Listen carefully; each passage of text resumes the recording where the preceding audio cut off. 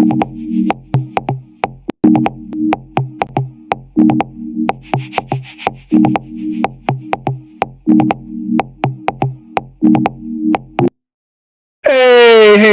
how's y'all doing? This is your host, Mr. Blow Your Minds, and welcome to Black Minds News Report.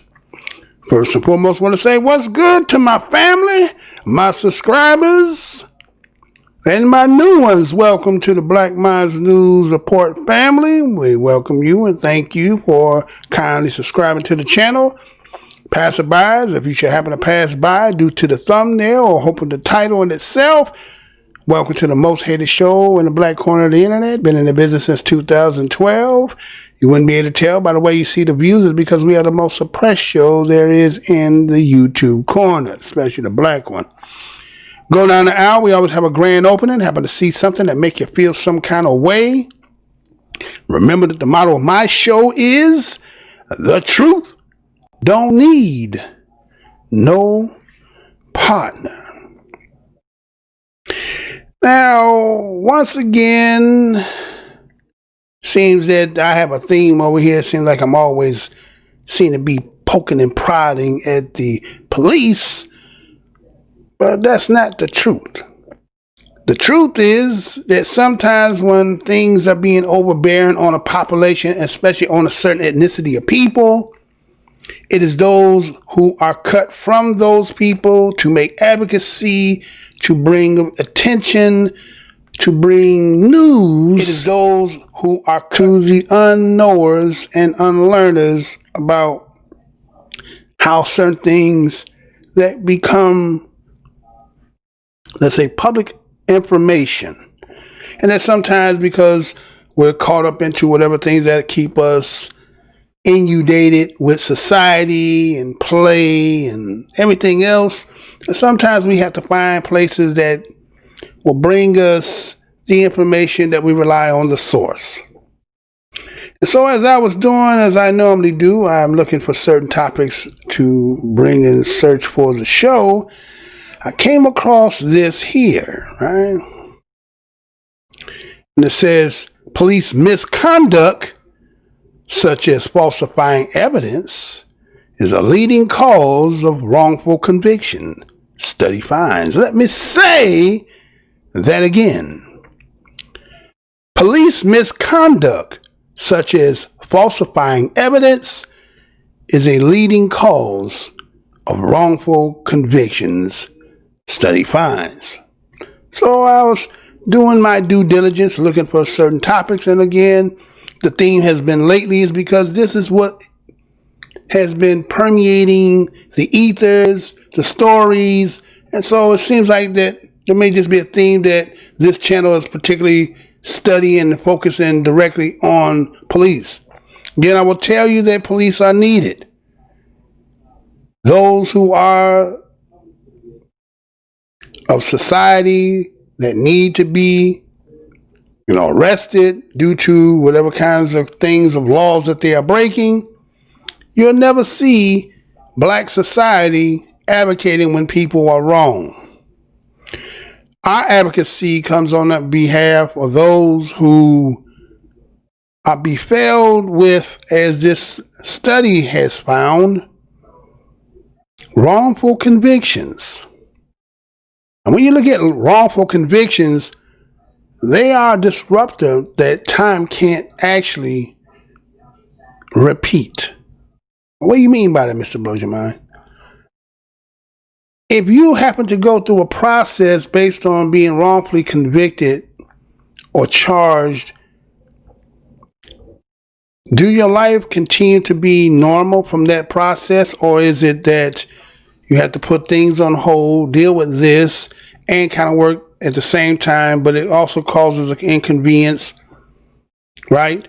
And sometimes you can be the wrong place at the right time and the right place at the wrong time, right? And so when this should happen to befall any of us, whether by circumstance or just to somebody maliciously using their power to abuse it, then as black media, it is incumbent that we should bring this kind of information not to, again, ostracize the administration, but we got to make our society more aware about there are people who are trying to bring light about things that we keep saying that people want to make it seem as if it's like, it's not as bad as you guys say it is. Okay? And so what I'm going to do here is I'm going to go in and go into this article that I had read about. And let me tell you what I read in this article. And so what it was talking about is how when you look at police officers, those who are sworn to uphold the laws, that sometimes that their actions, which could include things of witness tampering, violent interrogations, falsifying evidence. If you take all these possibilities, what end up happening is you have misconduct that leads to what they say wrongful convictions. Someone could hear me and know and have been through it. Others may hear this and be mystified at the fact that this kind of conduct even exists. And there's those who will just straight out deny the fact that this is just propaganda. But a study came out and they released it on Tuesday. And it came from the National Registry of Exonerations. And what they were putting all their attention to doing this study is that they wanted to see the role that police and the prosecutors, when people who end up becoming convicted and then had to go through the process to determine that everything that they went through was a false conviction. Now, I don't know if you have what it takes to actually put your mind's eye into the position of a person who's gone through that, or personally you have gone through that, right? And so what we see is that this National Registry of Exoneration, it had studied and went through about, they say, 2,400 convictions of defendants that went through this process and had to go through time and money and whatever other in-betweens through this process. They end up coming to be found innocent of what they originally had been charged. Now, according to this National Registry of Exonerations, they said it took 30 years. This is a 30-year period for them to come to the conclusion of what they're going to state as what I read in this article. And that, again, 30 years of 2,400 cases is saying that they had to go and meticulously go through each and every to find the dots connecting to come to a conclusion. So that doesn't mean somebody may say that there's only 2,400, but 2,400 is just representing 30 years of getting a conclusion. There have been many, many more, but because, and I'll show you something later on that will show that even those who would have first-hand knowledge still could not resolve issues that seemed that it come up an undetermining result at the end.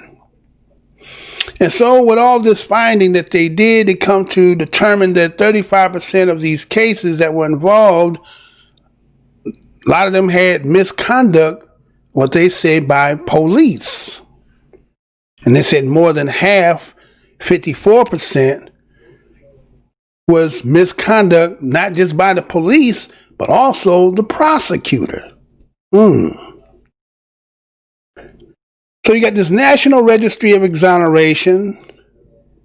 What they did, they made a project. And what they did is they started to collect data on wrongful convictions based on everything that took place, especially with the May 25th, the death of George Floyd, that the whole nation and outside have witnessed. They actually began the protests and the chant for reform, even though there had been prior deaths before, but this one seemed to have been the culmination part where everybody said enough was enough, right? And so when you think about misconduct, and how this will lead to wrongful convictions. But there is another element when you talk about misconduct that sometimes don't make the light of day. There are certain cases that don't become national attention, right? So there's a lot of unsung cases that never make light, earshot, or even people protesting about, right? But we cannot think that even in those, what we say, lower cases, that somehow they're still not the same modus operandi, which is to have the resilience of secrecy and deception by those, as the study said, which is police and prosecutors working together, that end up, according to their study, creating a false conviction. And so there was a professor from the University of Michigan Law, name was Samuel Gross, and he is one of the authors of the study. And he was quoted saying that the basic underlying truth is, if you're innocent of a crime and you were convicted of it, the chance of it ever coming to light are first not great, and second gets worse and worse the less serious a crime it is. If you're convicted of a misdemeanor and you're innocent of it, the chance of anybody caring is very low. Right? So again, you can be an unsung hero going through a process that because that a person or an officer who may feel ill will towards you or decide that this is something they're going to put you through, you go through it. But because of not having the magnitude to gravitate and get a national attention, you get swept under the rug. Only you and those who are probably your immediate families and friends are probably the only ones who know that this took place. So the question becomes, is there really something going on, or is it just people crying and moaning, especially we as BADOS, Black American Descendants of Slaves, and then how the nation seems to be split when it comes to their perspective of your life versus how they think it's disrupting because they don't want to hear about it. But when a study comes out like this, does this have merit for those who say they don't want to hear, or is it just to turn a blind eye and say, well, even if that be the case, that's not my problem. You deal with it, but don't interrupt when it's my pastime. I don't want to hear about it. Then does that speak volume to the people who mindset and heart and spirit is like that? Okay. And so we got this same professor. He was talking about that. He said all police officers, or most police officers, and that he says that it's disturbing that the fact that it happens, but it happens on a regularity. Let me say that again. Now remember, this is a professor of law. Okay? He's a professor of law. And from Michigan, and he was one of the authors of the studies of what I am disclosing to you, and that the fact that what he just, as I quoted him saying, right, and that he says, well, if you want, a lot of people like say, we don't like to encompass and say all, not all. But okay, let's say we don't say all, we're going to say most, right? So when you all encompass and blanket everybody, but he say most. And him being a law professor said disturbing to him, and then he finds that through doing this study that he found that there was a lot of regularities in the same pattern of what he and the researchers have found. And matter of fact, I got something here. Let me go ahead and we're going to let's show this here, and check this out, and then I'll go on more with it. But just for your information, check this out. We shall be right back.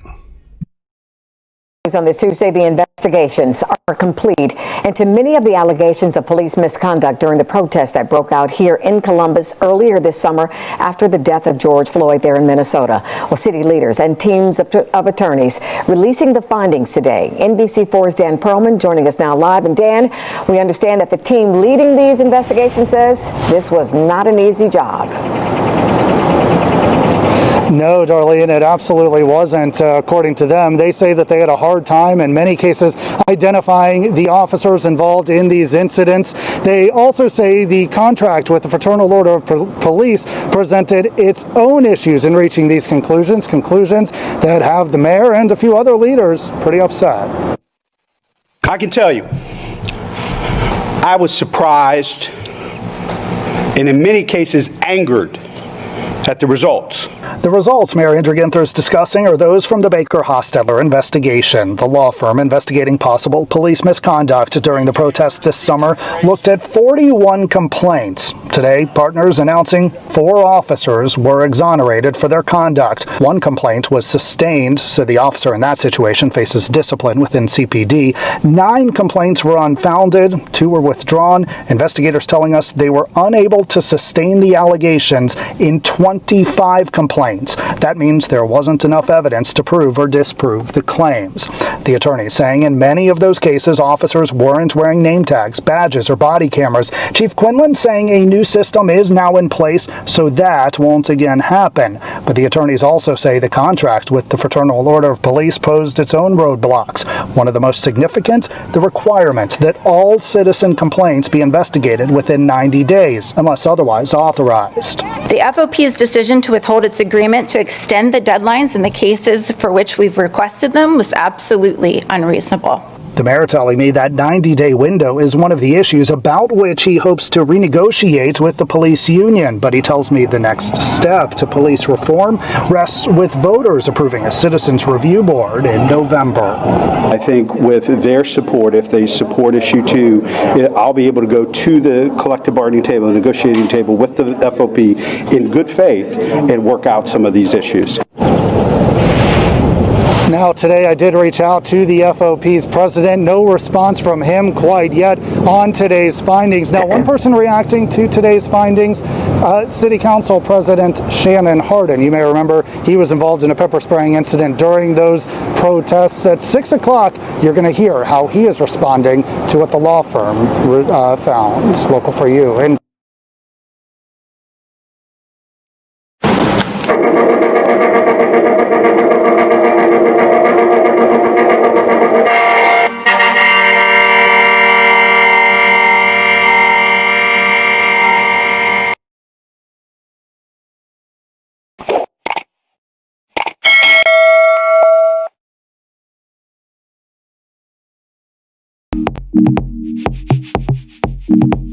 All right, we are black, right? So that was a report that was coming up out of Minnesota, right?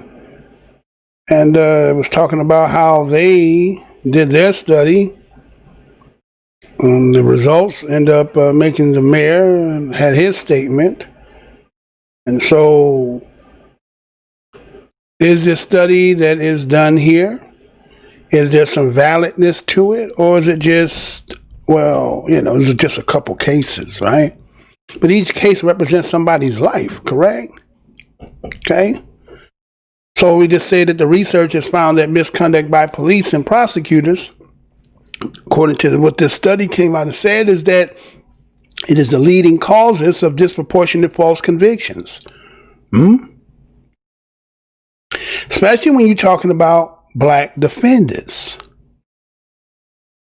Now, what they state is that 78% of the black defendants who were wrongly accused of murder were convicted because of some type of, they say, of misconduct. Let me say that again. 78% of black defendants who were wrongly accused of murder were convicted because of some type of misconduct. The number is only 64% for white defendants, right? So there's about a 14% difference. And some people will look at that as, well, you know, okay. But again, remember, if you're a smaller population in the country, according to what the statistics tell us, When your number is greater than a group that is bigger than you, is that not something of alarm or a flag that needs to be, hey, there's a problem over here? Or we just supposed to say, well, we just have a lot of bad apples amongst us, and this is why. And there's a lot of people who would agree on that behalf to say that, okay, that's what the study is showing, that these people, and the reason why they're going through this is because they are wrong. But that's not what the study is saying here. The study is saying there's somebody and some people in cahoots that might be creating such situations. And then they said also that there was a wider gap when they talk about 87% of black defendants later found innocent. Let me say that again. They went on later and talked about there was a wider gap, that 87% of black defendants later found innocent, and they were sentenced to death. And those were victims of official misconduct. Sentenced to death. And come to find out that there was official misconduct, and had them sentenced to death. Now they say also that for whites, it was 68% of those white defendants. Once again, 87% when you are a smaller group, versus that who are much bigger, who are 4 times bigger according to what the statistics tell us. But you have 87 to their 68. Is that not alarming? So now the study came out on Tuesday, but they said back in Monday, they said the National Registry of Exonerations said they had about 2,670 people since 1989, they said had been exonerated. Let me say that again. As of Monday, before the Tuesday that they released this study, the same people who conducted this, which is the National Registry of Exonerations, said since 1989 to the present date, which is what, 2020? So what is that? 31 years? So 31 years, they said there was 2,670 people who had been exonerated. And this list, they say, continues to grow. Just continue to grow regularly. Regularly, huh? That's what they say, regularly. And so, you have to look at some of these images. No, not that one. Not that one. That's not the one you want. That's the one you want. That's the one you want right there. That's not the one you want, dude. The wrong one. Thank you. All right, see the brother right there? All right, see that brother right there? Here it is, you're going through this process because, again, you have to go through the process. Somebody can be having ill will and hiding behind and doing their things, but these are lives of people. These are not just, numbers and statistics, right? These are individuals. These are people who have been affected. You have stained their lives. Now, am I saying that everybody who comes across that are innocent? No, I'm not saying that. We're just saying according to what the study and what they're producing here. You don't do a study to come to determine that something is, and then to say, oh, that's just a couple people, right? Maybe that's what they want us to just look at this and turn a blind eye. And a lot of people who will sit in stadiums and boo, and who have disdain about the solidarity that you see people, even though they make money, right? They now considered millionaires and rich and have fame, but they act as if like somehow these people are not from the same people who are living in the conditions that they once were, but due to their gifts and talent and somebody looking that they could benefit off of them, that somehow there's a disconnect between them and them, as if they're not like their family. Well, what does that's a telltale about yourself, right? Anyway. So,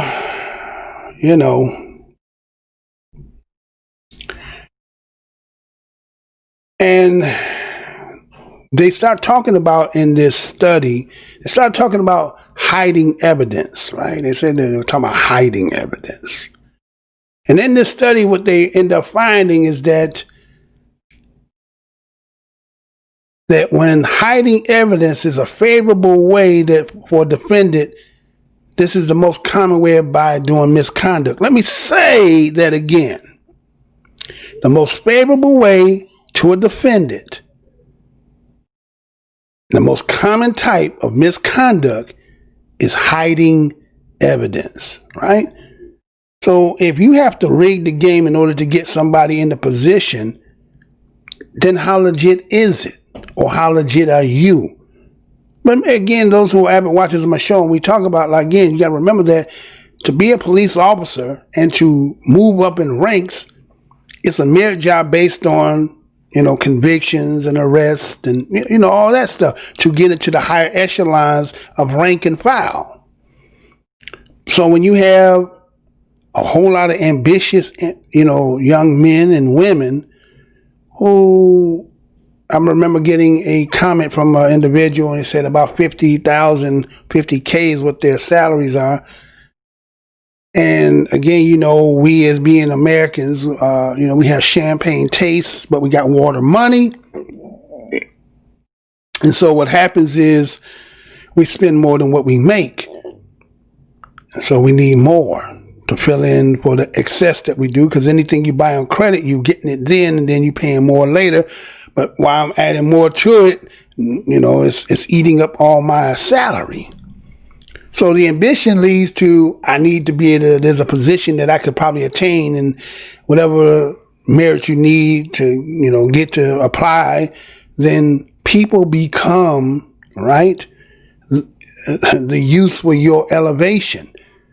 And so something could be almost and seem to be close to needing to close a case, but I need to add a little something to it to make it stick. But look at the person whose life that is, they're going to be affected.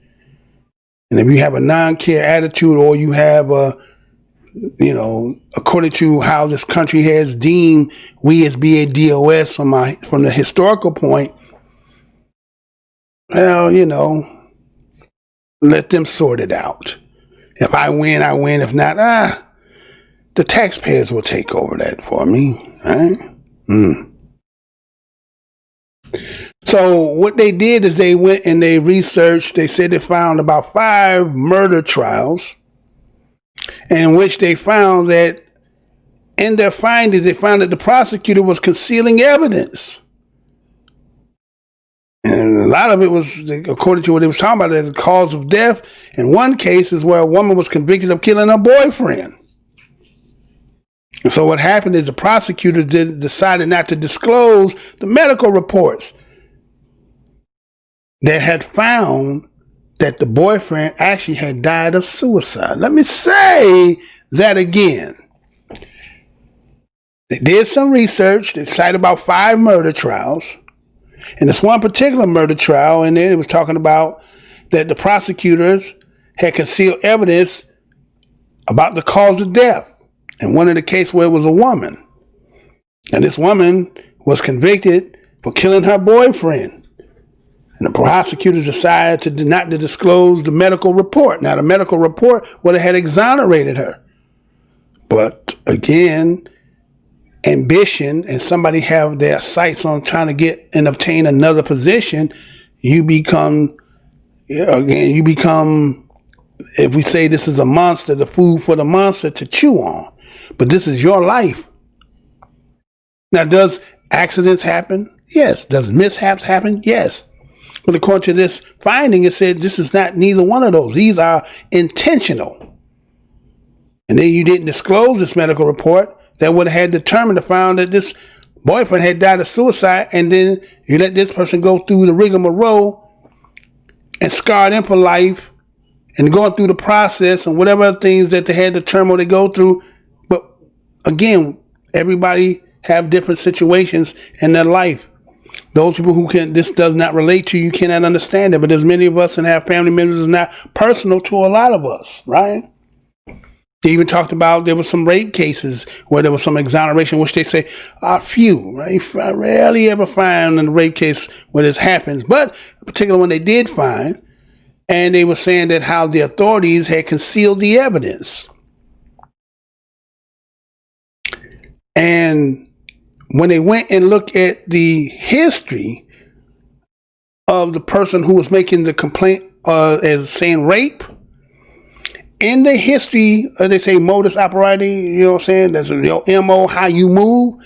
Well, according to in her history, she had false rape allegations priors.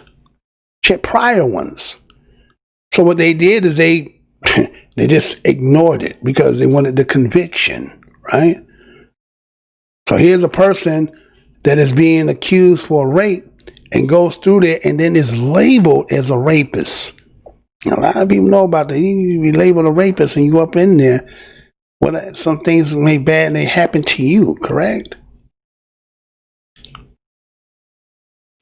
So they even had where there was a couple, they said some child sex abuse cases.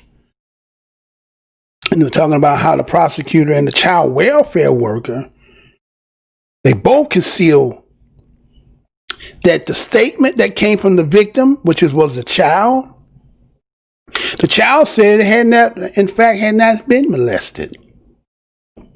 But they went on with it and said that they did.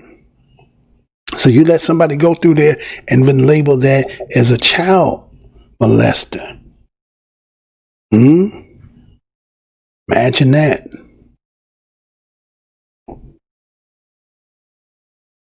And then they have cases where you have police who will falsify their claims that the victim, that they became the victim, right? It's kind of like what we seen the other day when I did about the black Lyft driver. Now, again, they said Roderick, the reports I was reading was saying Roderick Walker. Then later on I hear Robert Walker. Then there was some report that was saying that the sheriff's name was, I was like, why are they not getting it right? What is they trying to, twist it up in such a way? But anyway, remember when you go back and you see that, if you didn't see that,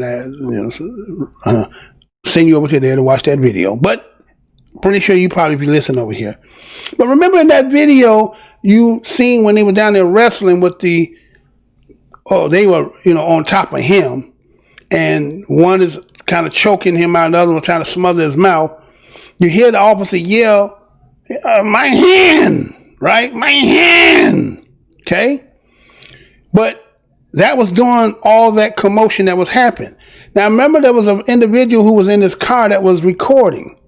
And while he was in this car recording, he was saying, hey, now again, I don't know if that's the one that I seen, that I showed, but it may not have been. But there's a tape out there where you see there's an individual who's across the street who is yelling and telling them, calling, trying to get their attention off of him to get on him.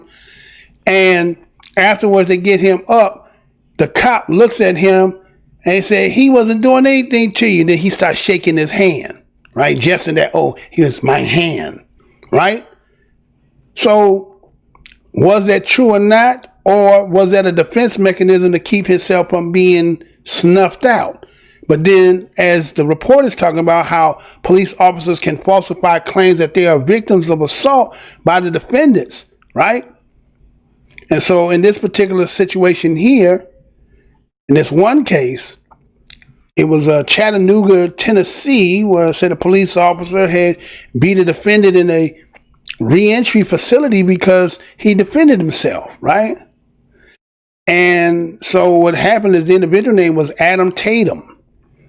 And he got sentenced to 2 years in prison for assaulting an officer. But then he had to go through the whole process of going through court and that whole nonsense. And later on, he ended up being what? Exonerated. And the only reason why he got exonerated is because the video came out. And what the all seeing eye caught was different than the testimony of what the officer had gave.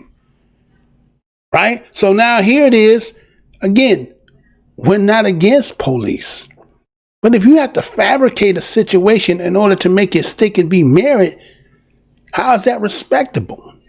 How can somebody respect somebody if you got to sit there and lie to put me in a situation that you get to go home and life is normal for you, but you put somebody else through hell that may not only deserve to be there and maybe ain't built for that.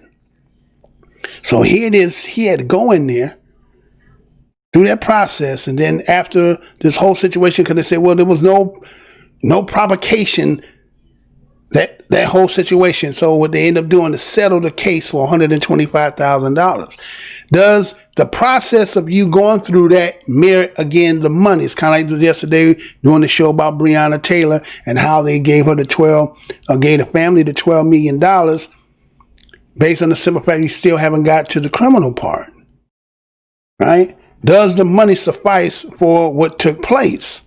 Some people will say, yeah. Some people are looking at this as, no, this doesn't do it. But, the exchange is a small gesture, but according to the game that you say with the lady with the scales in her hand and Law and Order, it's about justice. But justice seems to be two-sided here. I understand teamwork. I understand being a team player.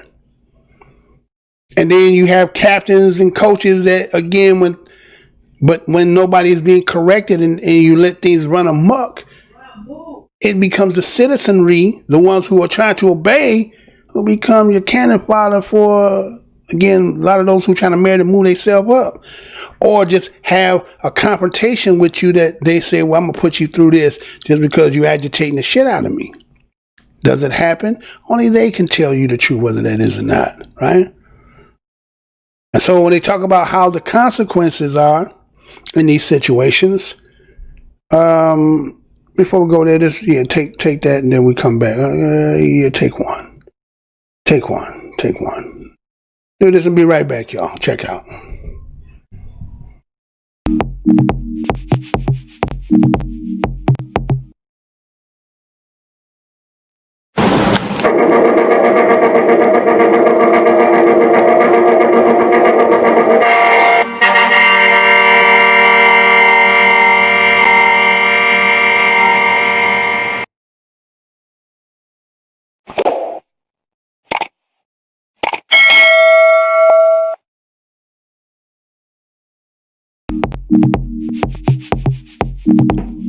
All right, we are back, right? So we're back. So they talk about the consequences, right? But before we go into this consequence part, before end us up, they talk about, I don't know, they had this new system that they were trying to implement, right? Now, are there more efficient ways, scientific ways, using today's analytics and science and putting it together and come up with a more efficient way that could help to deter crime or, have good hunches? If there's a good, fair way of doing it, the citizenry will be behind it, because guess what? It is the citizenry who is the ones who are paying for it, right? Whether it be for the resources to have better facilities and training, or when you do wrong and paying, right? I mean, it's right. So I want y'all to see this, because this was kind of, they were implemented, but then again, according to what we're talking about, this finding here, then you have to ask yourself, hey, this is what probably kind of deterred it. So just in case you didn't hear about it or see it, check this out and be right back. Los Angeles, California, second most populous city in the United States, spread out over 468 square miles. With nearly 4 million residents and fewer than 10,000 police officers sworn to protect and serve, keeping order is a full-time job. We are playing probabilities and putting officers in the right place at the right time. To make the most of their resources, police captains like Sean Malinowski of the LAPD and other police departments across the country are turning to a new tactic to help stop crime before it happens. It's called predictive policing. It calculates for the next 12 hours in the future what areas have the highest probability of a crime occurring. And then what we do is we provide that information to the officers, and then the officers go out and they try to prevent those crimes from occurring.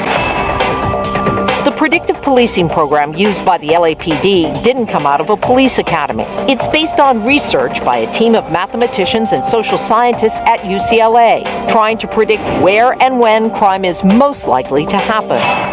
I'd had these ideas that really human behavior is actually really quite predictable, and that you can study human behavior and understand where crime patterns come from in a very quantitative way. With funding from the National Science Foundation, anthropology professor Jeff Brantingham teamed up with mathematics professor Andrea Bertozzi and others to analyze crime patterns and develop computer models to simulate criminal behavior. Their crime prediction model is based on the same algorithms used to predict earthquakes and aftershocks. Once an event happens, it triggers another event. And so you can apply this idea to gang crimes, you can apply it to burglaries, you can apply it to automobile theft. There are many types of activities for which this idea is very relevant. Thousands of pieces of crime data from the LAPD, including locations, times, and dates of past crimes, are processed by the software program known as PredPol to calculate and predict the potential criminal activity for an area at a certain time. And those predictions are delivered back to the police departments in a way that allows them to use it in real time.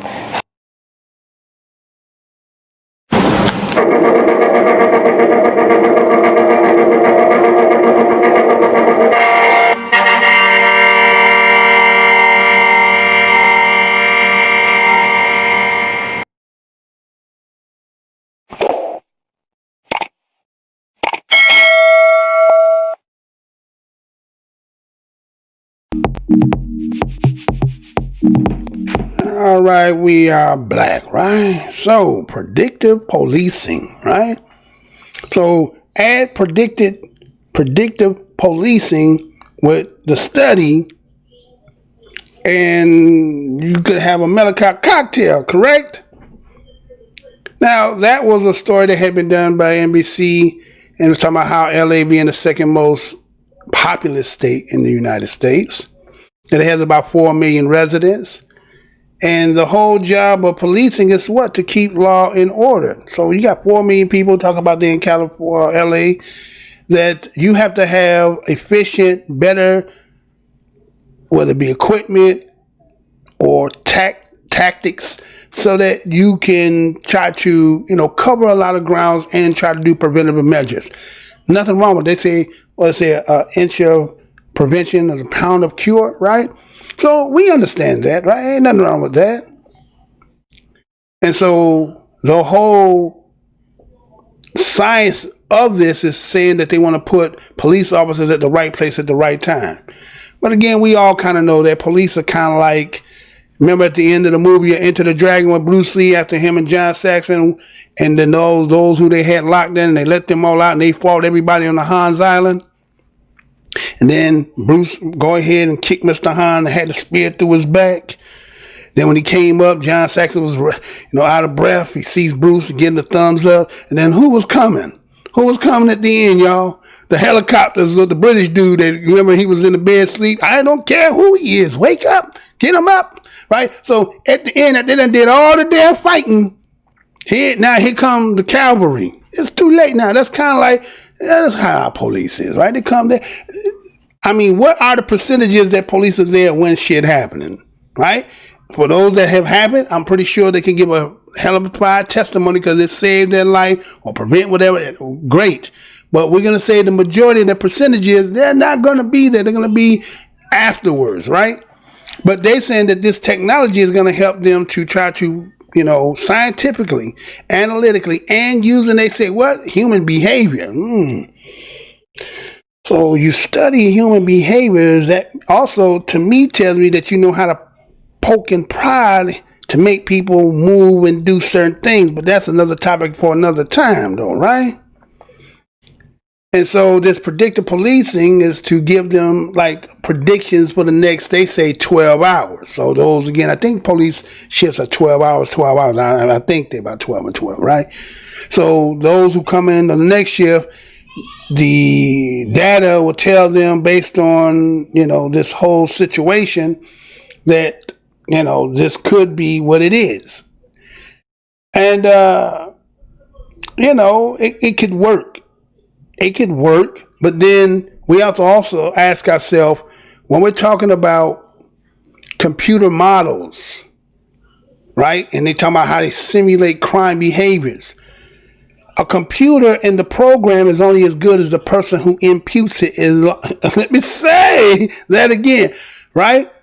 That a computer model and that which creates to simulate crime behavior is according to the programmer. Now, if the programmer is biased, racist, then will not the program in itself? Because again, we done did many stories over here where they come to find out that facial recognition, that they kept using the same type of facial recognition when it came to black folks, but were more distinguished or distinctive when it came to white and other people. So a lot of people will be considered by that system of facial recognition to be coming positive when it didn't fit them. But that was based on them inputting it. Now, some people just say it's science, it's technology, you know what I'm saying? They'll tell you algorithm. And me, myself, being the most hated show on the black corner of the internet, I can tell you personally that there is a lot of bias that can be done internal. And again, people will just generalize and say certain things and then they'll be like, okay, see, look, just the AI, it's just, you're just not putting in the right tags and all, right? There's going to be a whole lot of that. But everybody's going to deny the fact that the people who are programming based on who they are is going to be how the compute is going to be, whether it be honest, straightforward, or going to be biased in it too. And so,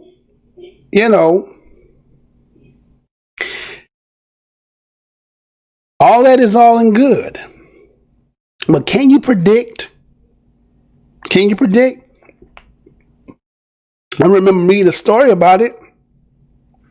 And it was talking about how it's talking about predictive, and it would say that a particular people that would come up in their system and they would go to the people's house and would arrest them because they said, based on the predictive policing, your name came up as on the top 5 that you're about to do a crime, and would arrest them. Let me say that again. Let me tell you what I read in that. It said that there was people that they would go into people's house based on the fact that that name came up as high probability of you about to go do a crime. Man sitting in the house, the police come, talking about you about to do a crime, and arrest him on that. Is this considered flawed technology? Right? And then it said based on the statistics and the data, and the algorithm said you're going to do it. I don't know if y'all haven't heard that. I don't know if you ever heard that before. So what ended up happening with that, and then when you're talking about here with the misconduct, that somebody's sitting here trying to debate, hey, what are you talking about? I ain't done nothing. Your MO says that high probability, because this is happening over here, you're going to do this crime, so we're going to arrest you now to prevent that. Wait a minute now. Can there be abuses in that? So anyway, so again, they talk about these consequences going back to this article here. But that's that predictive policing. A lot of cities that drop that because, again, just as I said, there's always a possibility of bias and racialness, even though they try to make it seem as technology. But it all boils down to the fact that who are the ones programming, and if they don't have an agenda, or the people who they work for want to have a slight, you know what I'm saying? So it's like you could be gaming, right? You could be gaming, and there's certain, let's say, for instance, if somebody ever played that FIFA, right? The pure black the man is, to seem like he weak, he ain't as good as the white cats on there. Maybe it's just me, but if you ever played the FIFA on there, that's how they be getting down. But like, how come the black dude is like this? And even when you make some of the other cats on there, when you play other sporting games, other than them being specific about a particular player, when you do into the my players and stuff like that, right? You know what I'm saying? It'd be like, why the white cat is this and why the black dude like that? Is that by coincidence, or that according to the design of those who are inputting the information to make the individual based on their interpretation, right? So anyway, so we'll see that according to also in this study, was talking about the consequences of police officers being disciplined or convicted for the crimes. It was only about 19% of exoneration based on the fact that they were involved in the types of misconduct as I talked about earlier. But they said it's 5 times higher than those for those who are prosecutors for misconduct, account for about 30% of the cases. So they don't really get prosecuted for all that. They just go through the rigmarole. It is what it is. You yourself go through it, and that's how it's going to be. Now, some people going to be like, this could be a bunch of crop. Some people can say, okay, it is what it is. Right? You tell me what you think, right? Right? You tell me what you think, right? Again, I'm just giving you the report, give you some insights, some things that I looked at. Package it up for you real good. Give you something, to chew, some fat to chew on, to think about. For those who kind of on the fence or who were one-sided about situation and just think, there can be, there's a term they call, I think it's called sovereign immunity. And the term means the king can't do no wrong, right? Who in their right mind can say that they're imperfect on this land? Who can say that they do everything, even though you say by the book, and that you don't make mistakes? Who can say that? None of us can say that. But to make a system where all that is about we're right, you're always wrong, and that the people who are doing their jobs don't have luggage from their uprearing or affiliations, associations, and that it can spill over into the job. And if your job is dealing with peoples and humans and all that stuff, that it could actually cause a lot of damage, whether intent or with intent. So again, tell me what y'all think. Again, for those who want to help support this channel, not in a monetary way, but just go over to Black Minds TV. That's BLAK MINDZ TV. Go over there, subscribe over there. Help me to get up right now about 19. Get me up to 2025. I would appreciate that. And if you haven't subscribed over here, do so.